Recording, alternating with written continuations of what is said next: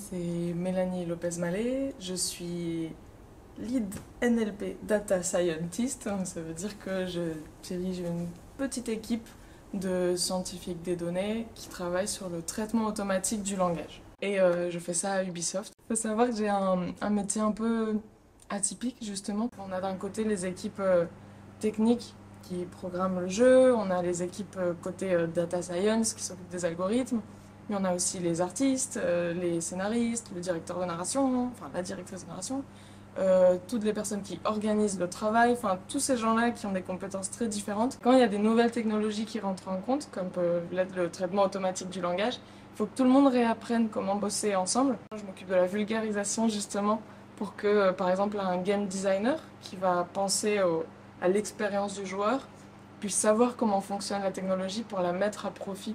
Comme l'IA en général, ça a un impact sur plein de métiers.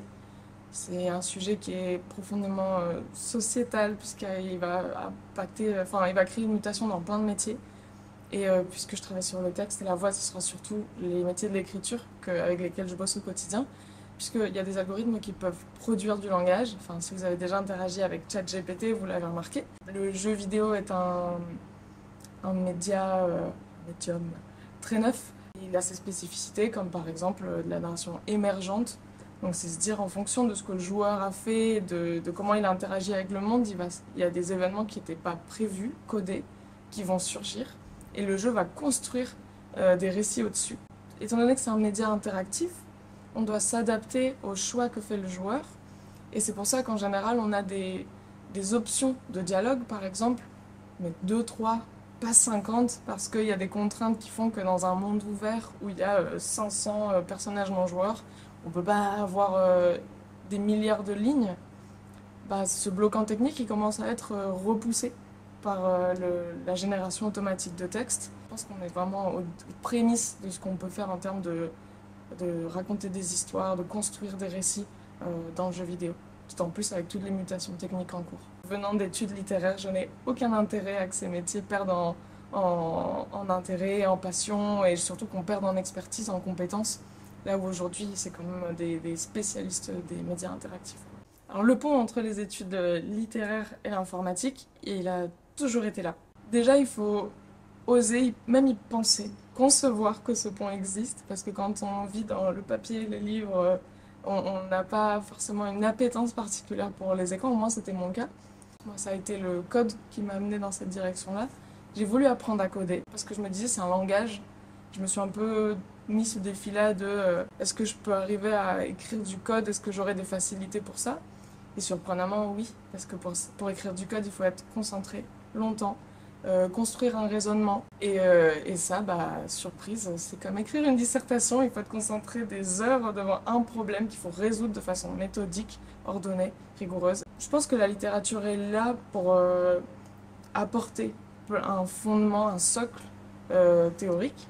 Je me suis dit que j'allais mettre à profit toutes ces connaissances linguistiques dans mon nouveau métier et c'était le cas. Ce socle linguistique, il est hyper utile. Tout ce que je sais faire est très valorisé parce que je suis une très bonne communicante avec les équipes créatives, là où des profils plus techniques n'ont pas forcément la capacité à amener leur expertise à d'autres métiers. Personnellement, je pense qu'on peut bien évidemment réconcilier l'écriture telle qu'on la conçoit, manuscrite, tapuscrite, et l'écriture automatique. Je pense même que c'est hyper important.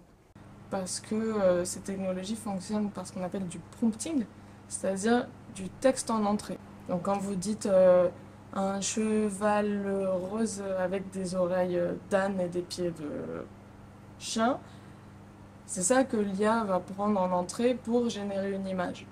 Donc il y a déjà une démarche humaine, on peut même dire une démarche créative en tout cas. Et pareil pour le texte. Quand vous parlez avec ChatGPT, il ne fonctionne que par réponse, par réaction d'un input, donc une entrée de texte. J'essaie d'avoir une approche très pragmatique, de dire puisque c'est là, que peut-on en faire? Est-ce qu'un écrivain qui a utilisé de l'IA à un moment est moins valorisé? Est-ce qu'il a créé une nouvelle façon d'écrire ou au contraire, est-ce qu'il a déprécié sa propre discipline?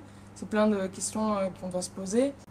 Je pense qu'apporter ces compétences et ces connaissances aux étudiants en littérature ne peut que les enrichir, ne serait-ce que les rendre capables d'avoir ces conversations dans l'espace public et dans leur métier pour les défendre. Après, j'ai beaucoup aimé aussi vivre dans une bibliothèque avec que du papier, donc ce n'est pas, je pense que c'est pas une obligation non plus.